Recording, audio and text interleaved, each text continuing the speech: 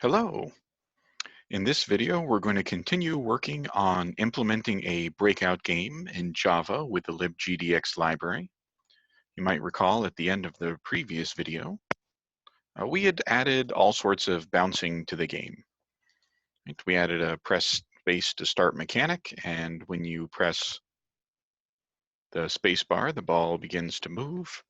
The ball bounces off of the paddle, and if it goes off screen, then that's all right. The ball bounces as we would expect off the walls and the bricks. And depending on which part of the paddle the ball hits, the ball will bounce off in a slightly different direction. Hitting the ball with the right side of the paddle sends it to the right. Hitting the ball with the left side of the paddle sends it to the left. So the next things we really need to add include some kind of a scoring mechanic. Right? We'd like to earn some points.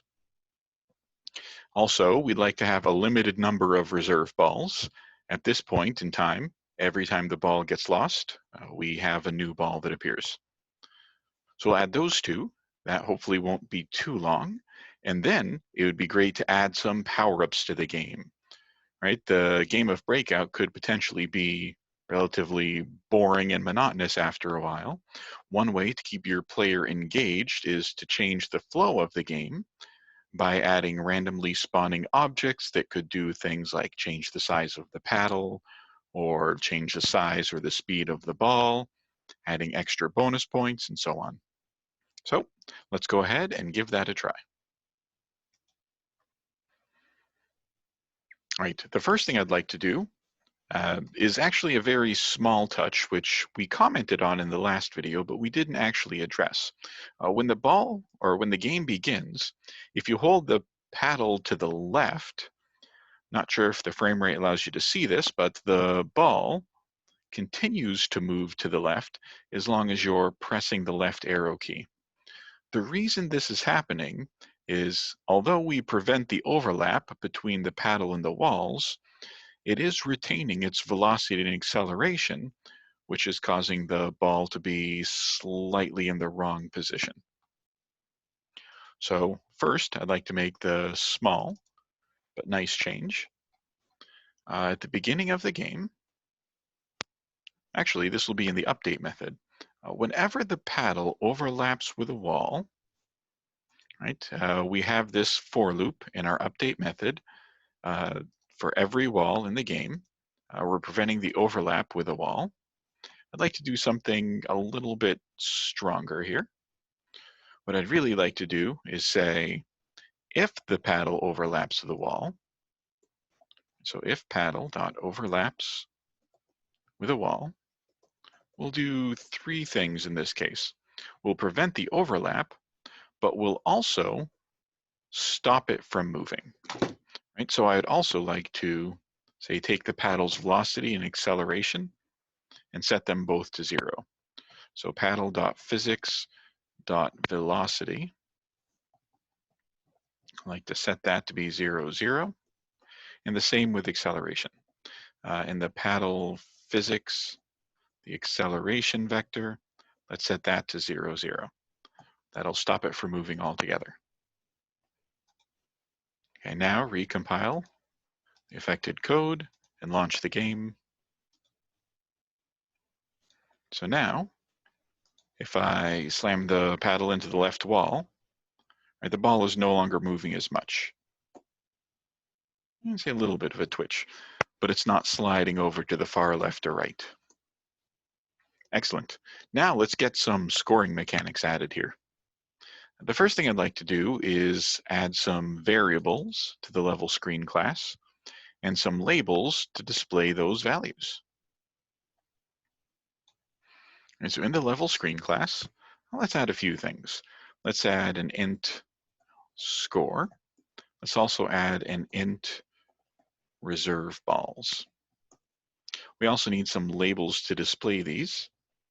So let's create a label called score label and a second label called reserve ball label. We'll initialize these, set them up in the initialize method. And I'd like these to display above everything else, so we'll do this towards the end of the code here. And so score, we'll initialize that to 0. Perhaps reserve balls, we'll initialize that to 3. Then let's set up the labels. Score label will equal a new label object. Initially, it'll say score 0. That's what the score is going to start out as. And you might recall from earlier projects that we also need to specify a style. For instance, the font we're going to use to display in this label.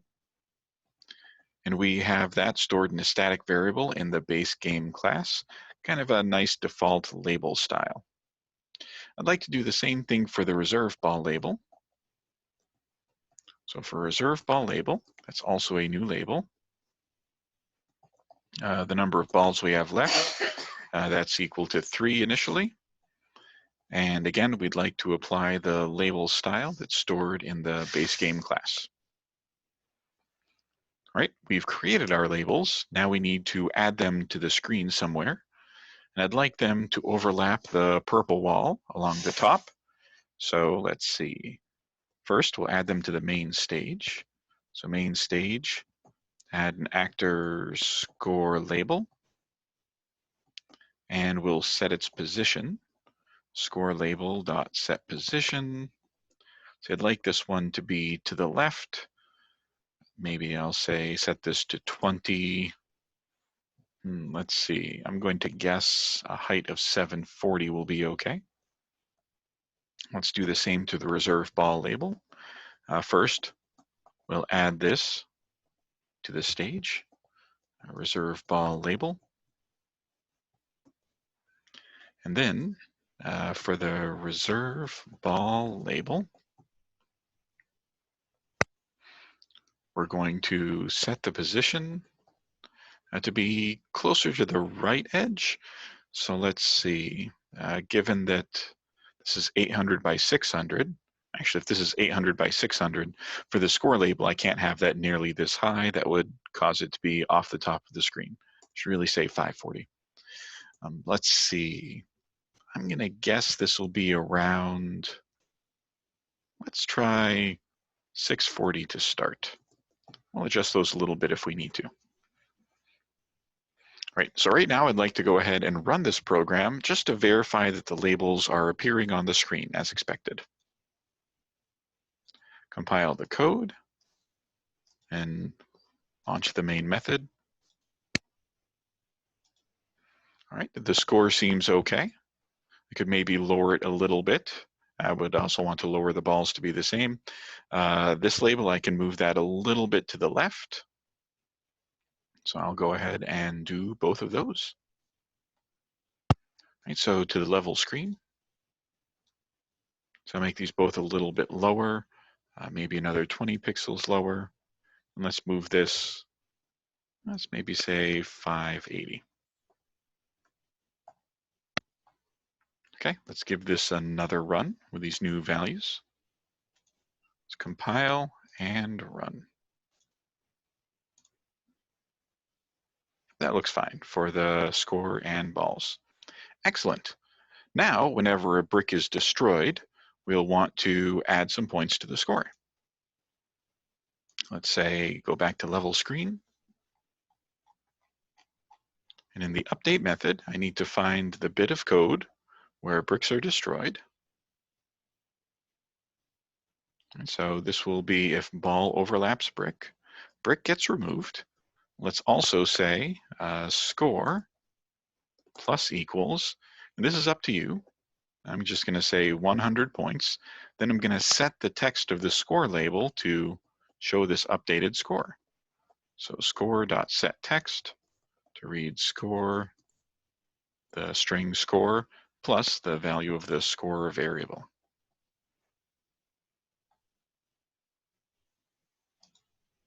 Let's see, so score plus equals 100. Oh, not score.setText, excuse me, score label.setText.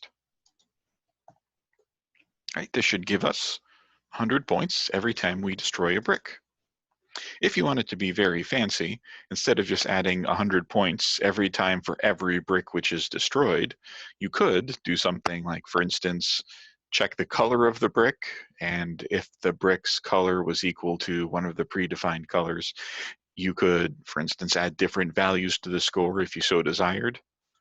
But for our intents and purposes, we'll just add 100 points for every brick. All right, we should go ahead and test this out. Every time we destroy a brick, we should see our points go up by 100. I'm going to compile this, run the main method. All right, let's earn some points. Oh, I got 300 points before I lost that ball. 400, 500, 600. Yes, everything's going according to plan. Excellent.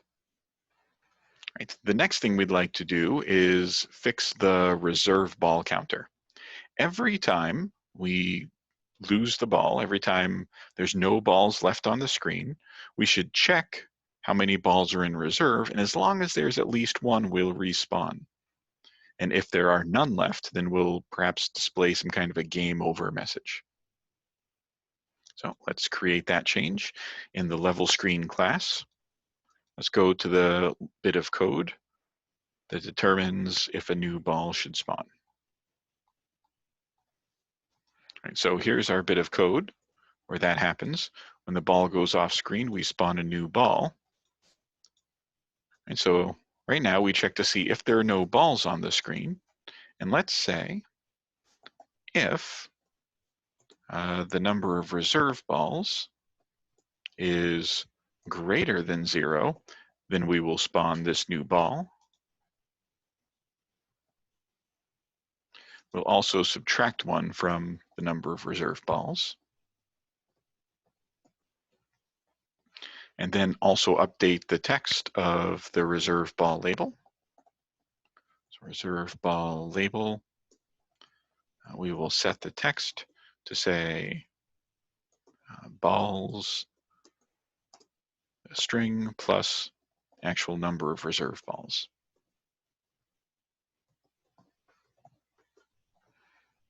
Right, and then we also have to figure out what happens if there's no balls left on the screen and reserve balls is equal to 0. And so else, this is the case where reserve balls equals 0. Probably want to display some kind of a game over message on the screen. But first, let's check if this mechanic works. So every time we lose a ball, the number of balls should visibly decrease by 1. A new one should spawn. And when there's 0 left in reserve, basically nothing should happen right now. So compiling code, launching the main method. All right. So balls went down to 2. Balls went down to 1. Balls went down to 0. And now, nothing happens. Excellent. So there are, in fact, a limited number of balls in the game now. So I'd like to display some kind of a game over message in this circumstance, but I don't have a game over graphic. So what I'd like to do is actually create a label that will appear. And in fact, I can repurpose a label to take the place of the press space to start graphic. So I'm going to change up some of the code from before. And so right now, I have something called start message. Instead, I'm actually going to remove that from code, and I'm going to replace that with a label, which I'm going to call message label.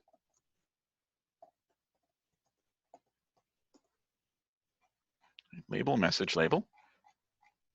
And let's initialize that down here.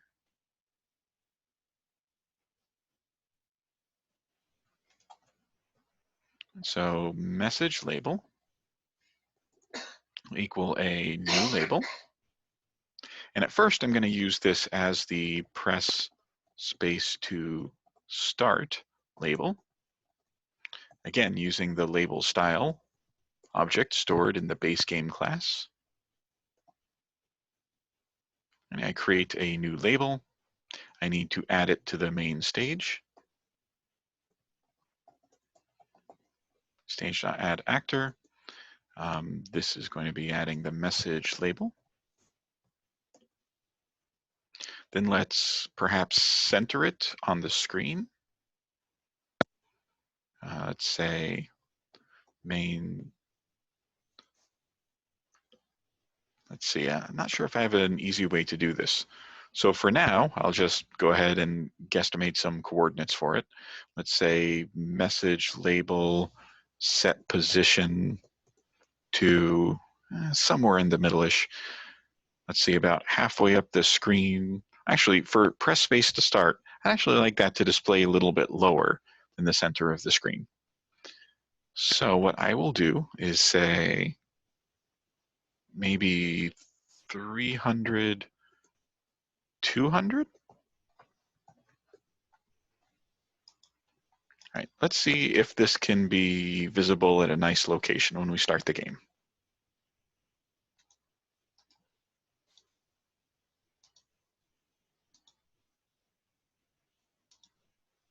All right, so I'm going to need to move that a little bit over to the left and a little bit further down so it appears underneath the bricks.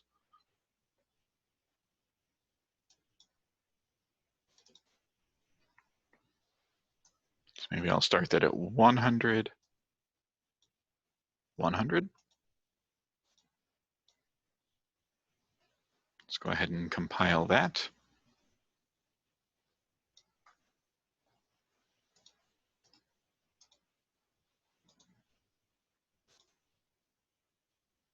Oh, still not great.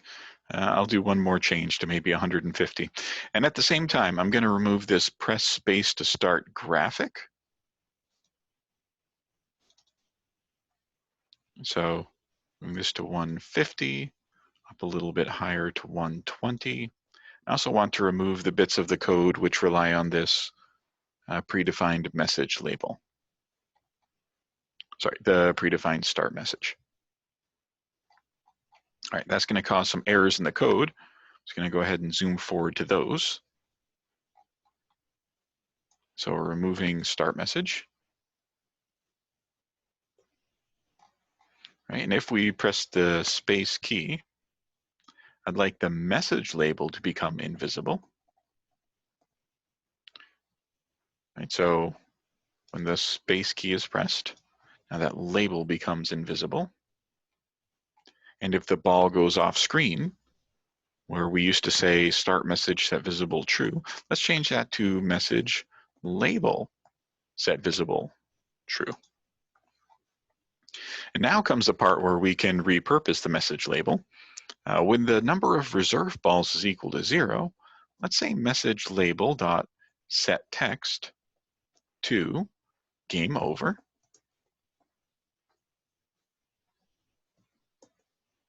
Then message label, we need to make that visible.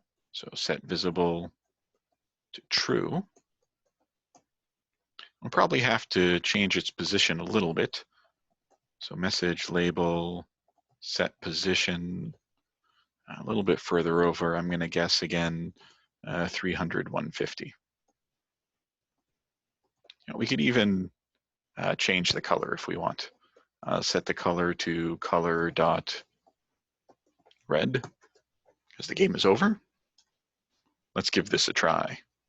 Right, so we're going to test to make sure that the label appears slightly more centered, but specifically we want to see if game over appears at the correct time. All right, recompiling the code, running the main method. Press space to start, looks pretty good. I'm going to go ahead and lose this game as fast as I can. And the game is over. It's very serious red. I might shift it to the left a little bit by maybe 50 pixels. But yeah, overall, that seems pretty good. Let's try 250. Okay, now the really fun thing, at least for me, when I used to play Breakout, is when you collect power-ups and it kind of changes the flow of the game. So what I'd like to do next is create a new class to store power-ups that will randomly spawn. And if they go past the edge of the screen, then they'll self-destruct, they'll remove themselves from the stage. But should the paddle collide with any one of these power-ups, something in the game will change. Right? I've also got a bunch of graphics prepared for this as well. Right, so in the images we have in this project, there's an items folder with some basic different pictures of things which the ball could do or the paddle could do. So maybe we'll start off with changing the speed of the paddle. I have two PowerUp graphics, ball speed down and ball speed up. All right, and start message. I'm not using that class anymore, so I can go ahead and delete that. Let's make a new class called PowerUp. So, as with all our other in-game objects, this derives from our base actor class. So I'm going to go ahead and copy the code from template actor.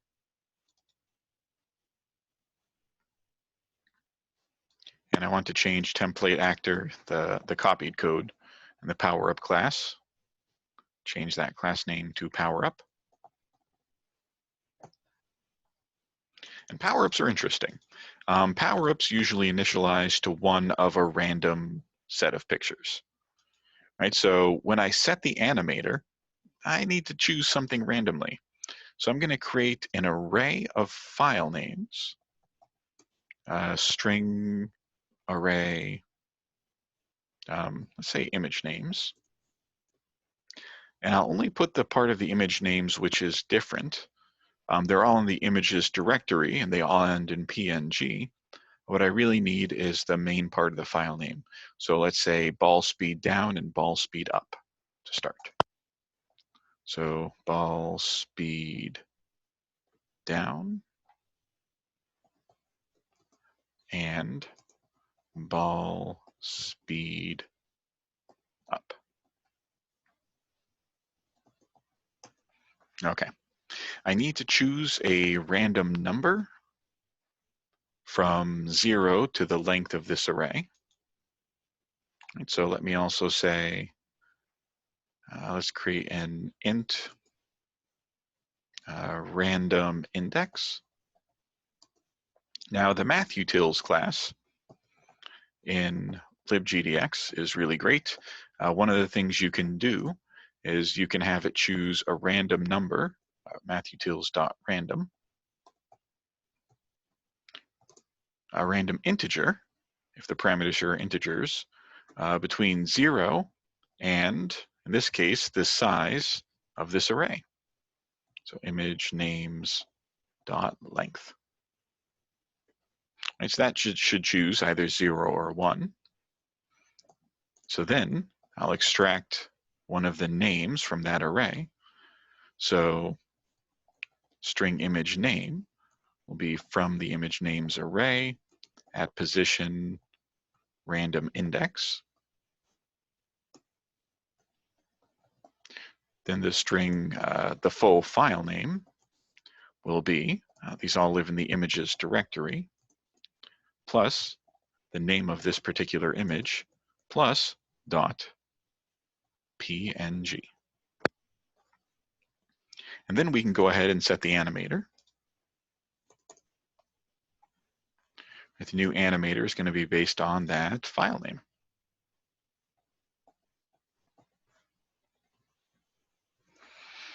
Right. Another thing I'd like to do with PowerUps is that they're always going to be moving down at a constant speed.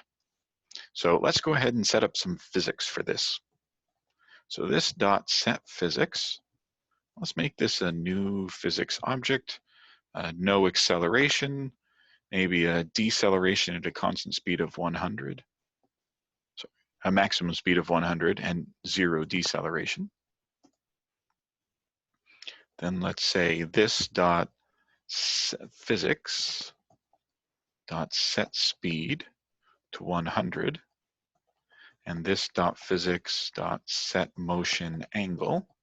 We want this moving down, so that's an angle of 270 in libgdx. And so far, when a PowerUp is spawned, this should create a random image or load a random image into this object. It should start moving down.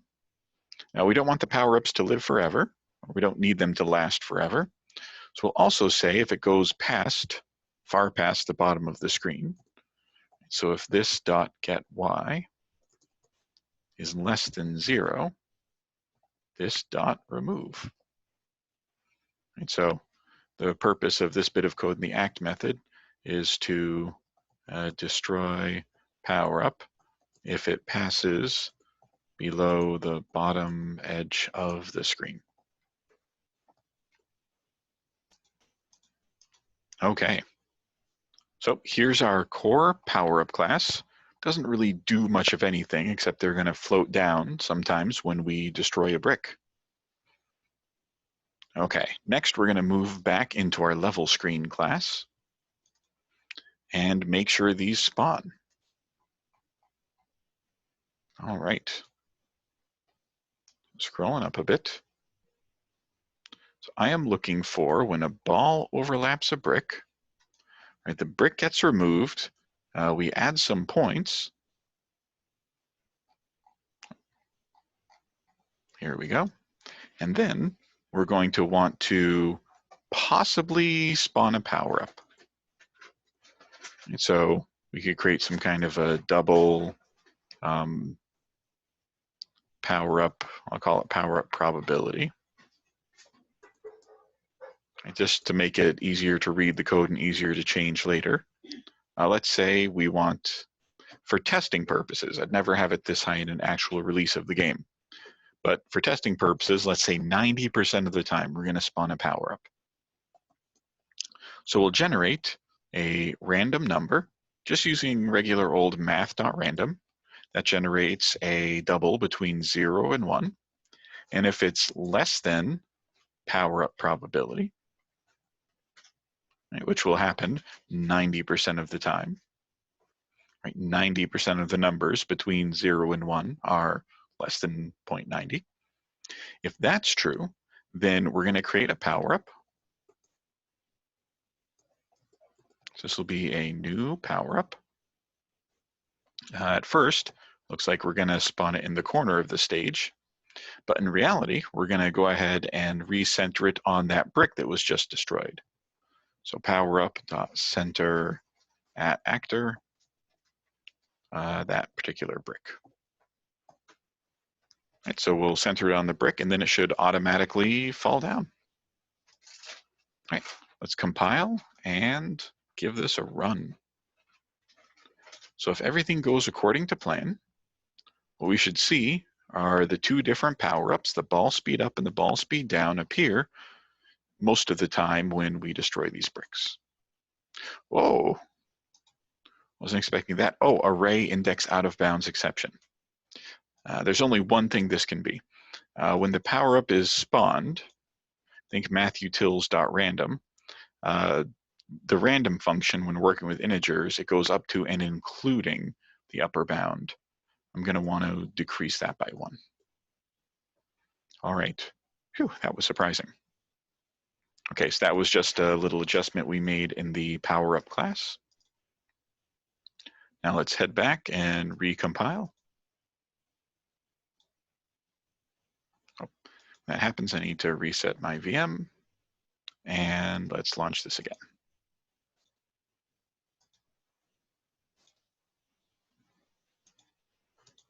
All right. Wow, I think I made another mistake. Ball speed up .png file not found. Oh, that's right. It's because within the images directory, it's in the items subdirectory because I was trying to keep my images organized. All right. Images / items /. And so making this correction in the PowerUp class, let's try this again. This is the fun of live coding. All right, running the main method. Oh, as usual, I actually have to reset the virtual machine first. All right, let's give this a try. The third time is the charm, as they say. Cool. Those are far too large, but they are spawning. All right, but we can easily change the size. Excellent. All right, so in the PowerUp class, we've loaded the animator. I also like to do this dot set size. All right, let's make this a little bit more reasonably sized, maybe 50 pixels by 50 pixels. And the set size method does a lot of things in the base actor class. Right, so in base actor, oh, hang on. All right, that's better. In the base actor class, when you set the size, a number of things actually take place. Let's take a look at that really quick. Right, so we set the size. Base actor also recenters the origin. Right? So if there was rotation, which there isn't, but if there was, that's good. And then it'll also readjust the collision polygon. So the base actor class does a lot of useful things for us behind the scenes. While we're at it, maybe let's add a neat little effect too. You might remember that there's something in libgdx called actions. Or you can add an action for an easy value-based animation effect.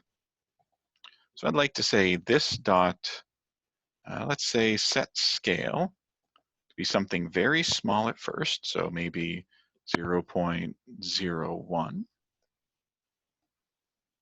Oh, and that needs to be a float. And then we can say this dot add action. Then from the actions class, let's add a scale to action. Let's scale to 1, 1 over the course of half a second.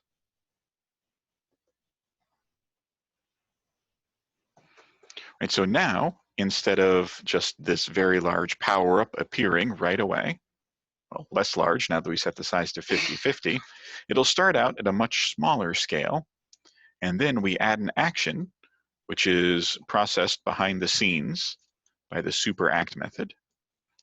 It's going to scale back up to its default size, scaling to 100% of its size of 1, 1 over the course of half a second. A nice little animated touch. Let's give this a try. Let's go ahead and run this code. All right. And as you saw, you get these neat little growing power-ups appearing. Very cool.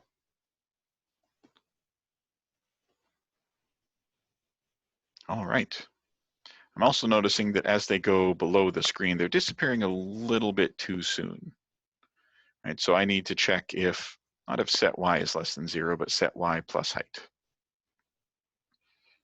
All right, so we'll fix that. And then we actually want something to happen when the paddle comes into contact with each of these power-ups. All right, so first, small change.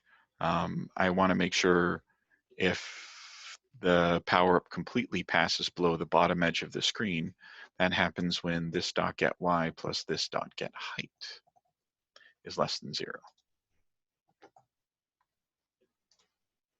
All right. Next, we're going to go to the ball class. Right? These power-ups are going to affect the ball's speed. It's either going to make it go faster or slower.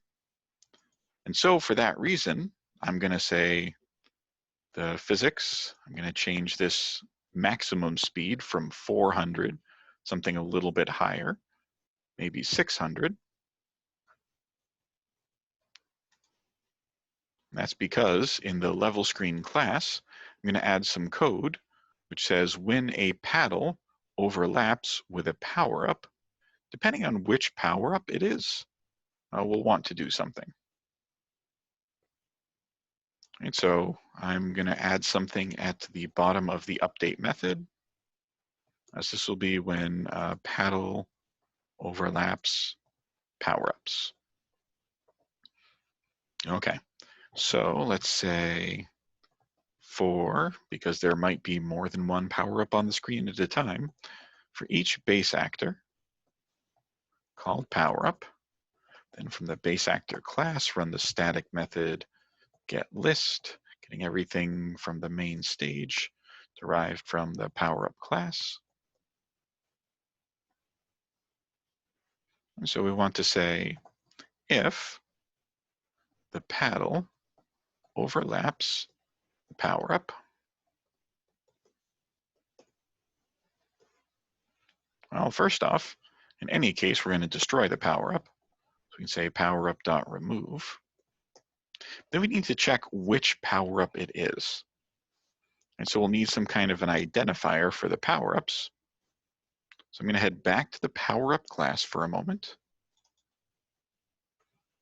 In the PowerUp class, I'd like to add some kind of a variable, maybe a public string.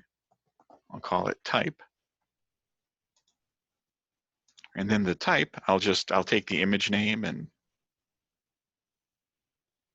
see, instead of doing this, why don't we just say public string image name? And then I need to remove the declaration, so it uses the class variable.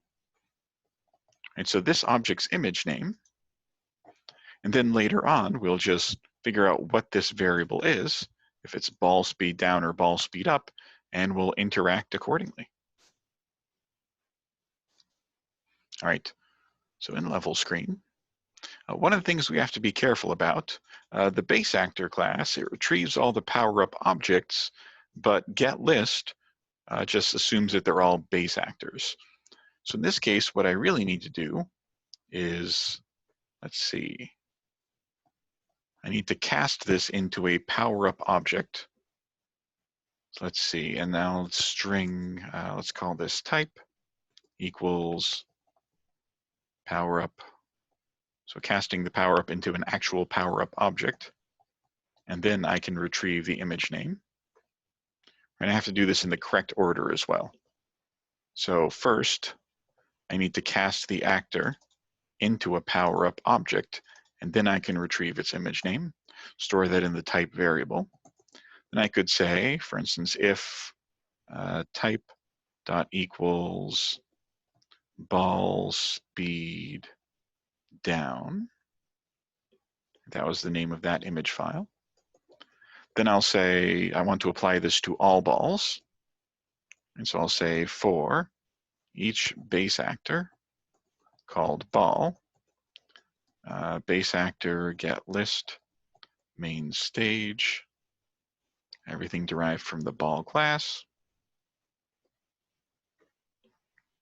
And for each one of those balls, I want to set its speed. So let's say ball.physics.set speed to be, it's a little bit slower. Its default speed, I think, is 400 pixels per second. So maybe change that to 200 pixels per second. And if you have a lot of stuff going on the screen, this will give you plenty of time to react. Excellent. We could add in some else ifs. Else ifs are appropriate here because you can only have one type. Only one of these cases will be true. Actually, I'll copy this same code right here. Right, if we collect the ball speed up type, maybe we'll set the speed to 600. Incidentally, that's why we had to change the maximum speed when we initialized the physics for the ball object in the ball class. All right, let's go ahead and give this code a try. So now we should be able to change the speed of the ball if we collect the appropriate PowerUp. Let's see if I can manage to launch this off to the side a bit.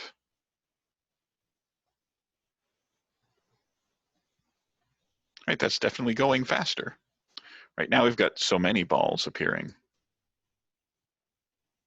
That's not helpful. And this is interesting. All right, what happened here? Right, the ball spawned after I lost the first ball, but the PowerUps were still on the screen. So as I collected a new power-up, it adjusted the speed of the ball, but not the angle. Right? When I press space to start, that also launched the ball in an upwards direction. So to avoid something like this happening, because this could be extremely frustrating in a real game, can neither win nor lose, we should probably destroy all the power-ups on the screen if there's no balls currently on the screen. Oh, I'm glad that happened. So we can fix that before our players have to experience it. All right, so let's see.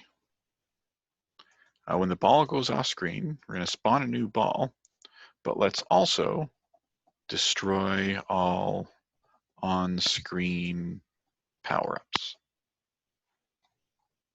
So this is going to be another for loop here. I'm just going to copy that for loop code. And it's just one line, so I don't technically need the braces here. But for each base actor, the main stage derived from the PowerUp class, say PowerUp.remove. All right, so that will fix that problem. Excellent. Okay, so there we have it. There we have some very basic power-ups. We should add a few more. One thing you might have noticed is that instead of having a single ball object, we've been maintaining a for loop that we use to access all the different balls. So what I'd like to do is add a multi-ball power-up. It's personally one of my favorites. So we should have in the images directory here, we have a power-up called ball spawn.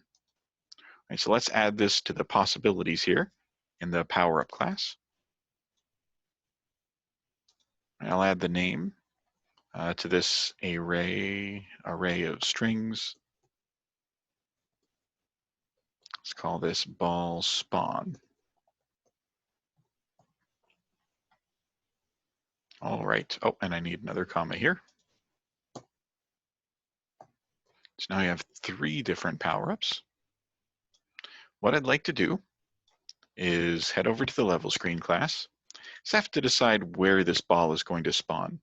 And the answer is going to be probably right above the paddle, probably have it go straight up from there.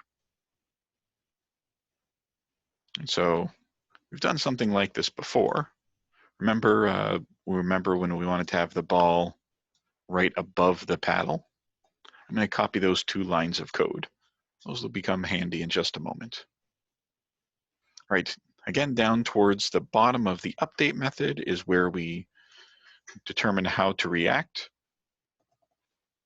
So else if the type of a power-up equals, it's called ball spawn. We're going to go ahead and create a new ball.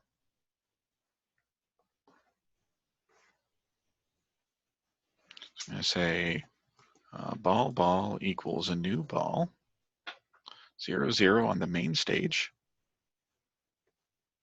Right, I'm going to center it at the paddle, and then move it up a little bit above the paddle. Then I need to start it moving. So ball.physics.setSpeed. We'll set that to the default of 400, and then immediately launch it upwards. So set motion angle to 90 degrees. All right, let's go ahead and hopefully get some new balls to appear. Compiling the code, running main.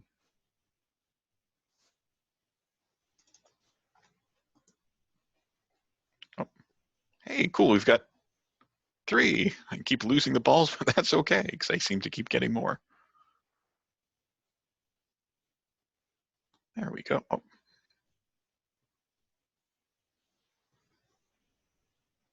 I'm lucky with all those extra balls appearing. In fact, we've got so many power-ups, it's really hard to see what's happening here.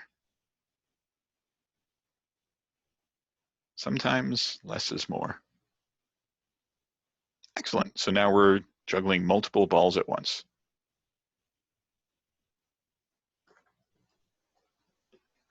And still, the game is over. All right, that's just a couple of the different power-ups that you can add. There's lots of other ones. Let's see. This is my favorite part. I kind of do want to add a few more. Let's see, maybe, what else we have in this list? Small ball and large ball. Maybe we could add those. Those are pretty fun. So we'll just like scale the ball up by a factor of 2 or scale it by a factor of 1/2 in either case there. All right, so let's go. What were the names of those again? I think they were called ball large, ball normal, and ball small. Right, normal I guess would return all balls to normal size. That's not very interesting. Let's just do ball large and ball small. So power up, and let's add ball large and ball small. Right, and again, the only change we really need to do is in the level screen class. When we intersect or overlap a power up of that type, what should happen? So let's add a new else if the type of the power up equals ball small. And I'm going to go ahead and take all the balls on the screen. So again, I'm going to copy that for loop code. Maybe what we can do, just to make it look interesting, let's say for each ball, let's add an action. Right, this action is going to, from the actions class, let's say scale to 50% of the original size of the ball over the course of 1/2 second. And then if we hit a ball large power up, let's copy the same code here. If you intersect a large ball, maybe we'll scale it to twice its size. So replace those numbers with 2 and 2. All right. And just to reduce the chaos of the game a little bit, I'm actually going to decrease the frequency with which we get power-ups, which makes it difficult for testing purposes. I just might have to play for a while to see everything. Maybe we'll get power-ups only half the time. Let's see how that looks. Let's go ahead and compile, run, and give that a try.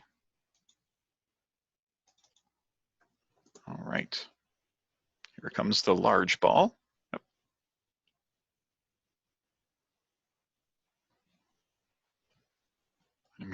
Let's try the small one.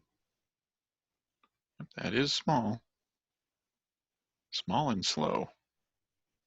Oh, the large one. Large is great. It increases the odds of getting a new one. Might also want to note that if you spawn a new ball, the changes don't apply to that new ball. There we go. Those power-ups are working pretty well. Now, there are a lot of other things you could still add to this game. And just for some ideas, when I create breakout games, some of the ones I like to do, some that you might want to try for your own. For instance, you could have increasing the size of the paddle. That's this one, or decreasing the size of the paddle. You could have the paddle stop moving for a few seconds. Some nice easy ones, adding some bonus points if you collect this power up, or adding an extra ball in reserve. If you collect this one here, you could have an instant death where you destroy the paddle completely, which means you're definitely going to lose. That probably wouldn't be very fair at all. That's just a few different ideas. If you want to get very fancy, you could have the paddle fire lasers, which could destroy bricks. You could increase some gravity on the ball. You could accelerate it at a downwards angle. You could have the ball explode and destroy multiple bricks within the blast radius. You could destroy a brick at random. These are just some of the ideas. But with this framework, you should be able to implement as many as you like. Right? And the more variety you have in the gameplay, the more exciting a game of Breakout could be.